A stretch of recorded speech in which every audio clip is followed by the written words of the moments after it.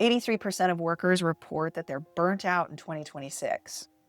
Engagement has dropped from 88% to 64% in the last year. Welcome back. My name is Mel DeWeese, and each week I come to you with topics surrounding employee benefits and sometimes personal development. Today I am reviewing why most wellness programs quietly fail. I've been working in the area of HR and employee benefits for the last 20 years, and I've worked with hundreds, if not thousands, of employers across the US on their employee benefits and helped them clean up their employee benefits and make their plans more cost effective, help their employees understand their benefits better, all of these wonderful things. Today, I want to focus on wellness. If you go back through my channel, you'll see I do have quite a few videos on wellness and employee communication around wellness. It is a very important topic to me. I believe that healthier employees drive growth within businesses, and I think healthy employees can be a huge strategic advantage to businesses. So the truth about workplace wellness that nobody talks about, that is what I'm diving into. So let's get into it. Across the United States right now, we're hearing burnout. A lot of people are burnt out. Employees are expected to produce more. Now, I think the most accurate statement is most employers are expecting more out of each and every person that they have on staff than they did last year, or especially 2 years ago. So we're seeing this theme of burnout. Employees are feeling burnt out. And some employers do have wellness. So we hear, we're burnt out. And then the employer says, but we have wellness. Why isn't the wellness plan working? That's what we're going to get into today. Engagement has dropped from 88%, which is pretty high, to 64% in the last year. So it's dropped more than 20%. HR teams are also burnt out. HR is usually one of the most burnt out categories. 58% of HR are stating that they're working beyond their capacity. And the disconnect is that these wellness perks may exist within the employer, but people are still suffering. Either they're not using it or they're not finding the benefits that they're being offered valuable or useful. So the real cost of burnout for HR and businesses, $322 billion is lost annually because of burnout. People are at work, but they're not being productive, or they're doing the wrong things. And burnt out employees are 2.8 times more likely to leave your business. The risk for turnover and 48% overwhelming workloads as a top driver for their burnout. HR burns out while fixing everybody else's problems. One of the things is that when employees are burnt out, HR tends to take on more, or more ends up on HR plate.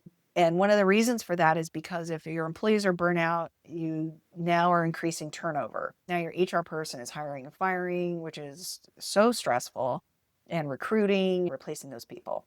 So it is a snowball effect. Some of my fitness story, I've gone over this pretty significantly, but I'll go over it again. The moment that I rethought wellness at work. So I tried all of these different things. When I first started my big girl job when I was about 19 years old, I was a smoker. I wasn't drinking or doing any partying at the time, but I certainly wasn't eating healthy, and I was smoking quite a bit. Then as I progressed in my career, the company that I worked for started offering wellness. And one of the reasons was because I was researching wellness and I saw that this was a great avenue for people. And there was some really wonderful results from people doing biometric screenings and coaching and all of this. So I went to a bunch of educational webinars and I went to a wellness conference and I learned a bunch about wellness. Well, meanwhile, I was smoking, which is hilarious. That's what I did. I learned all about it, and then I decided before I can educate my coworkers on wellness, I now have to practice what I preach and try this wellness program out. So I talked my boss into offering a wellness program to our company, And I was the one who signed up for all the coaching, all the classes, and all the things. And through that process, I quit smoking and I started watching what I was eating. I joined a gym. I mean, the rest is kind of history, which is crazy. But that's what happened with me. So I have tried every shortcut. I was just remembering the other day, I was telling someone, us 90s kids, I mean, we had the Skinny magazine, like everyone was rail thin when I was a kid. And as a girl, I thought that there was something wrong with me because I couldn't be rail thin. I tried starving myself. I tried all sorts of awful things. And I tried those pills. I'm trying to remember what pills they were, but there were these, oh, Hydroxycut. It was like 16 taking Hydroxycut. Like, how awful is that? So I've tried shortcuts. Then I learned real change comes from being consistent and having consistent habits, your environment, and recovery. Principles apply in workplace wellness. And accountability. I would add some accountability and education to that as well. Wellness starts with leadership and habits. So leaders set the tone for how work actually feels. So your CEO, your CFO, your managers, doesn't have to be all of them on board, but at least one. Obviously, the most important one is the owner or the CEO or the president. If they are on board, the program's going to work a lot better. Having champions of the wellness program that are leaders in your business is a must before spending any money in this area. Calendars and communication create stress or calm. So just being very mindful of the communications that you have that go out to your employees. Are they redundant? Are they stressful? Are they useful? And checking to make sure that the calendars allow enough time for wellness. If the employees are so overwhelmed that they don't even have time to go to the gym, they don't have time to go to their therapy session, they don't have time for a smoking cessation class, they're not being allotted that time, it can add more stress instead of taking it away. Wellness programs fail when leadership's habits don't change. So a leader can come out and say, hey, we've got this wellness program. We think that you should do the smoking cessation and this diet coaching and join a gym. And meanwhile, if the owner is ordering pizza for everybody every Friday, doesn't align with the messaging that you're putting out. So if the CEO starts riding his bike to work every day and then brings a bike rack and buys everybody locks for their bike, that's alignment. Feels a lot different to the employees. They go, wow, this is really cool. We're making changes. Or if the CEO at lunch every day says, hey, everybody, I'm walking around the building. Who wants to come with me? Gives everybody permission to take a break and take a walk. Where before they might have been sitting there going, oh my gosh, the owner's here. Like, we better look busy. We better not be putting on our tennis shoes and going on a walk around the building. If they see the owner even do it just once, they'll be more likely to create working groups or groups within your culture. Susie will stand up and say, hey, it's lunchtime. I'm going to go on a walk. Or I've been sitting for 2 hours around the building. Who wants to come with me? People are more likely to do that if they see the leader do it. It's almost giving them permission to do it. How leaders, calendars, and emails shape health. Another thing I'll say is that you can come out as a leader and say, hey, it's okay to, if you've been sitting for 2 hours, to get out and walk around the building, take that 15-minute break, get those steps in. It's one thing for them to say it, but then, especially depending on your culture, but some employees are going to side eye you and be like, are you sure? Because they don't want to be looking like they're not working, especially in today's environment where the labor market has changed. Some employees may be feeling insecure about their other job opportunities. If there's not a lot of job opportunities out there, they're going to really be more fearful about keeping the job they have. So they don't want to be getting up, taking breaks, and potentially get fired or be seen as someone that doesn't prioritize work. How leaders, calendars, and emails shape health. So late night emails signals always on culture. So that's another important, depends on your culture and who you are and how you guys all work.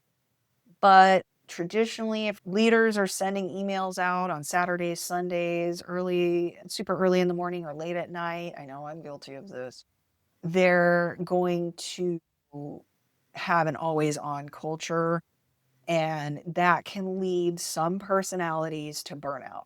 So just be mindful of it. Back-to-back meetings leave no recovery time. So having meetings back to back to back to back, always try to have some sort of a gap in between meetings. Urgency as a default can create a chronically stressful environment. Your calendar is your culture. Keep all of those things in mind and how those items, even those simple items, can be influencing your culture, especially if you have a high percentage of employees that are complaining about burnout. And you might say, Melissa, how do we know if our employees are burnt out? HR will probably know better than anyone, but you can also send out an employee survey. I know a lot of people find these things, it can be controversial, but when in doubt, just ask your employees. It's really not that big of a deal. Employee surveys are so easy to make now. You can use Chat or Perplexity or any of these to help you formulate those questions, and then use something as simple as a Survey Monkey to send them out and get anonymous responses. It's easier now than it has ever been. Low cost wellness moves, small business. Feel free to steal these from me. Walking meetings cost zero. Sometimes standing meetings or huddle meetings can be great as well. Flexible start times, and that's free, and it can make a huge impact. You don't care if your employees start at 7 a.m. or 10 a.m. Employees that are starting at 10 a.m. will have more of an opportunity to get to the gym before work or move things around, or maybe somebody starts at 7 a.m. and they work for 4 hours and then they go to the gym over their lunch. These flexibility times can help employees schedule in those hours that they need to spend on their own health and wellness. 15-minute stretch breaks or a YouTube yoga time, mental health resource hub, and free apps, education around free apps, especially emails, having a website where employees can download any of their value add flyers is another one that can be very useful. Why fruit isn't a wellness strategy. So you say, oh, we went around, we took all the jars or all the candies jars out of the office and we replaced them with bowls of fruit. It's nice. It's a nice idea, but it doesn't change how work feels. A banana doesn't fix toxic urgency, overload, or leaders who email at midnight. I know that it can feel overwhelming when you first start, especially if you are working in a culture that is resistant to this kind of change. But newsflash, every culture is resistant to change, every single one.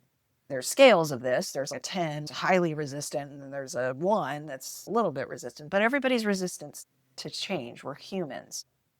So just keep all that in mind. From fitness to benefits, design for real behavior change.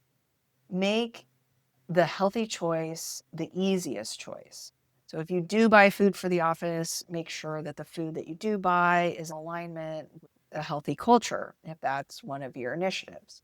Environment matters more than motivation.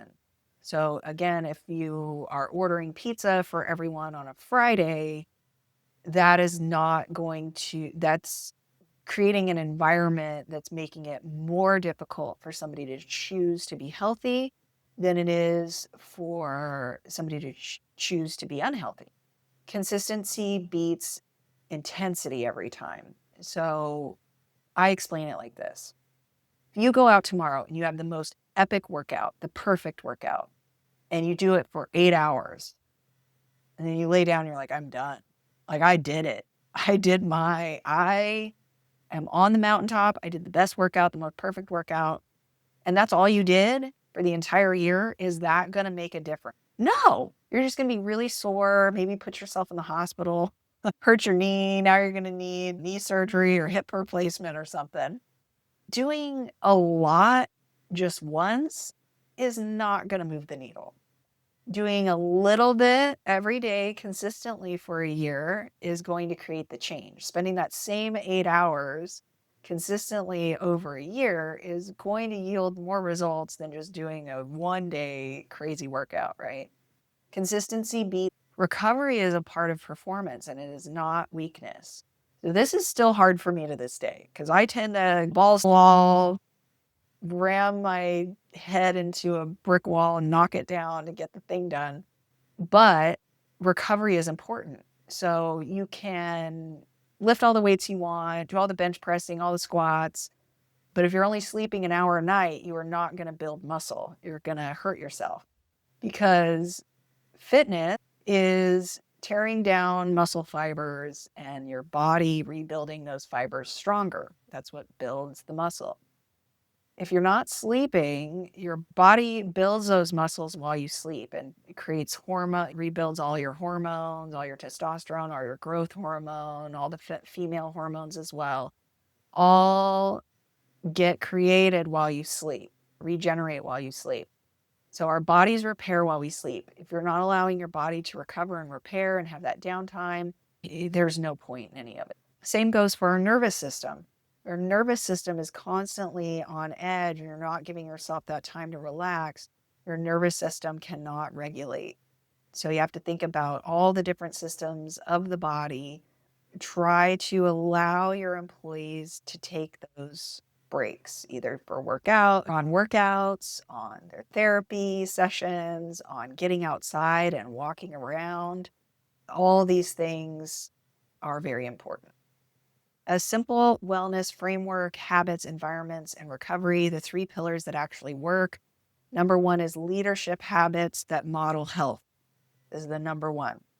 Number 2, an environment that's designed to help your employees make better decisions. Number 3, build in recovery so that people can sustain and be consistent with their productivity and their work. Common wellness mistakes HR keeps seeing. We launch programs without changing how leaders work, treating wellness as an HR only problem. The CEO comes in and says, I heard this thing about wellness. It's really good for the business, work on it. And just throws it on the desk and HR goes, I have 20 million things to do. And maybe does a couple of things and then moves on.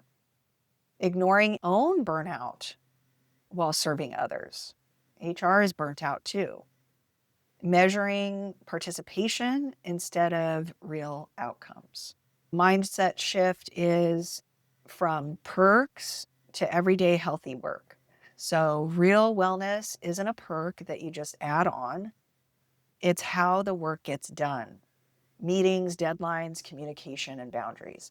Have you ever had those days where you sit at your desk and you can't get anything done? Like it takes you an hour to get through one email. And then there's other days where you sit down and you get through all of your emails in an hour. Being productive doesn't always come down to time. I know it's very hard for some employers to say, well, but they didn't work 8 hours. And I'm not saying don't have your employees work 8 hours, but I'm saying if we have some flexibility around what the employees are spending their time on, it's yes, you can walk away for an hour and go to the doctor. Employees can go to the dentist every 6 months. Encourage them to take that time off to go to the dentist. Encourage them to go get their eyes checked. Encourage them to go to the gym. Take your lunch break, go to the gym. We understand it might take you another half an hour. Come early. You can come a half hour early to work if that's what you want to do. Or you can stay a half hour later. Be flexible. Be an example. Wellness for putting your own oxygen mask on first. So again, in the plane, we cannot help anyone if our arms and legs are broken or we can't breathe and we pass out, right? So on the plane, if you don't put your mask on, you can't help anyone else. If you help someone else and then you pass out, you're of no help to anyone. Okay, you can't model what you don't. Recovery time on your own calendar and protect it. Okay, recovery time or workout time, treat it just like, that's what I did in the beginning, is I treated it like a sales call. It was so hard for me to block out an hour on my calendar to say, this is when I'm going to go work out. And eventually I said, if I had an extra sales call today, I'd figure out how to get on the phone and spend the time. So I'm just going to treat it just like a sales call. And I did, and I stuck with it. Say no to one thing this week to protect your energy, saying no to the right things and saying yes to the right things. Your burnout is a leading indicator for the whole culture. The 30-day plan, one leader habit, one low-cost experiment. So pick one leadership habit to shift, test one low-cost wellness move, add one boundary or ritual for yourself, track what changes and how work actually feels. Pick one leadership habit to shift. So one piece of feedback and one challenge that I give to leaders is put your own oxygen mask on first before starting a wellness plan. You have to practice what you preach. The employees will see that you're promoting a wellness plan and eating Cheetos. Cheeto fingers typing away, telling them to eat fruit, and then you're over there with your Cheetos bag, right? So we'll turn it inward and focus on self first, then roll out the wellness model. I know this isn't popular. I know I'm probably the only one out here saying this because everybody wants to sell you a wellness plan. Everybody wants to sell the biometric screening and charge per employee per month, and that's fine. It's not that I don't also offer wellness packages, and I'm not saying that they can't be useful, but sometimes I'll say, let's pause. Why don't you take, I mean, even if it's just 30 days, 6 weeks, 90 days, take this quarter. I know first quarter is done.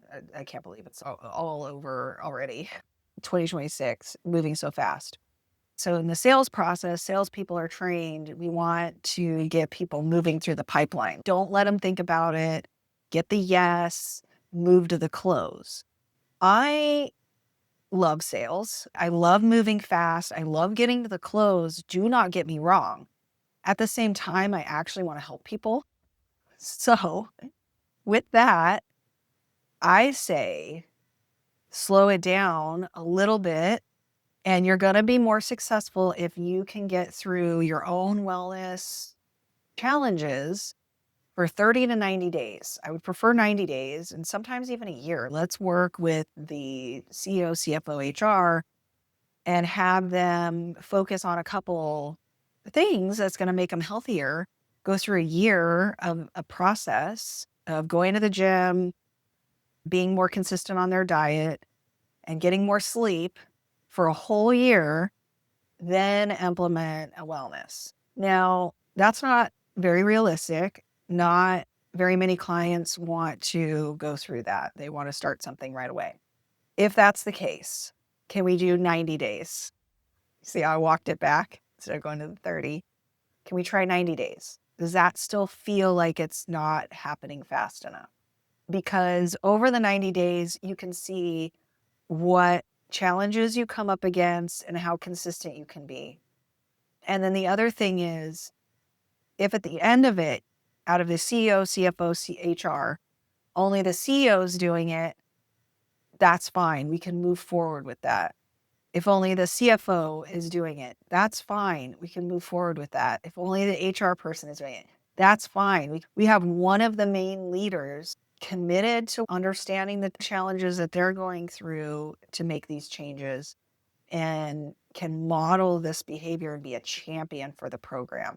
What we don't want to happen is that the leaders of the business come out and say, okay, we're going to do biometric screenings, we're going to have this coaching and all that, but we're not doing it. It's for you guys. It's for the plebes. That's what it feels like. I just can't emphasize enough how important it is to put your own oxygen mask on before you can help anybody else. You have to be a model for behavior. Make sure you block time on your calendar for whether you take the classes, whether you do a diet program where you have to spend 30 minutes with a coach once a week. Block out time to go to the gym after work or at lunch or before work.